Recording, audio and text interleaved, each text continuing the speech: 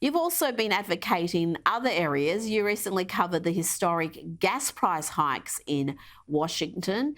Are politicians there putting policies in place that are designed to increase gas prices? Well, yes. I mean, so this has been the most ridiculous debate, but it just shows that I think we're in such a blue state that politicians can pass a Yeah. policy explicitly designed to raise the price of gas. That's what they want to do, right? They want people to use alternatives. So they're trying to make the gasoline more expensive. That's what it's explicitly designed to do. And so they passed a cap and trade program, a carbon tax, in 2021. And as it was, all leading up to it going into effect, the Democrats, the governor, the Department of Ecology in the state denied that this would increase the price at the pump for Washington families. They denied it up until the second that the price at the pump started to increase as soon as the carbon tax went into effect, and they're still gaslighting over it, which is absurd considering, again, I would feel differently about this, Rita, if Governor Jay Inslee, who you might recall of our state, well, you might not recall because he ran for president in 2020, but polled at like 0% and had to drop out pretty quickly, but he ran as the climate governor. And if he had just owned this and said, hey, we're going to pass a carbon tax, yeah, it's going to increase the price at the pump, but I believe this is the right thing to do for the environment or whatever he believes, I would actually have more respect for him if he had owned it. But he's saying that they need this policy because it's going to improve the climate for future generations, and then he refuses to own the consequences of it.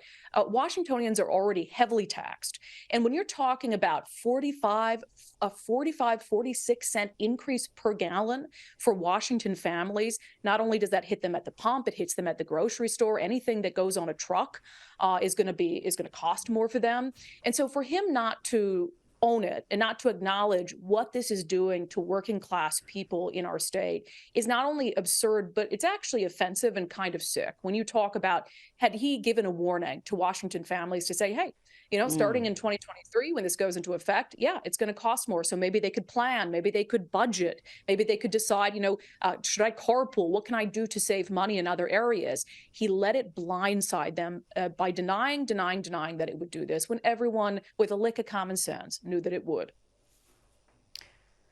Well, Brandi Kruse, you keep on fighting the good fight, but do you ever feel like just, I don't know, throwing in the towel and moving to Florida or Texas and getting away from the blue state madness that you live in?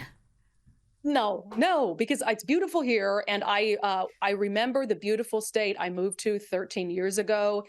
We have a good Republican candidate for governor, Dave Reichert, who I think has as good a chance as any Republican has ever had in our state to win in 2024. And I also believe that once you wake up the reasonable middle in our state, and they see what's happening with these transgender issues and Senate Bill 5599 and who's to blame for high gas prices, I think you can make a difference. We just need a little bit of balance. We just need a little bit of a reset.